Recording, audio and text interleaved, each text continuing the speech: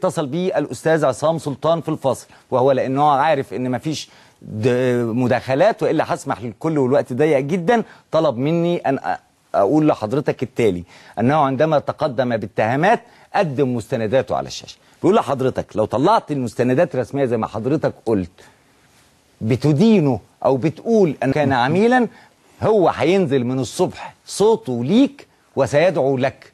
أما إذ لم يكن لديك هذه المستندات فأنت مدين له بالاعتذار. الحقيقة عصام عمل من التصرفات اللي يخليني أرفض أرد عليه.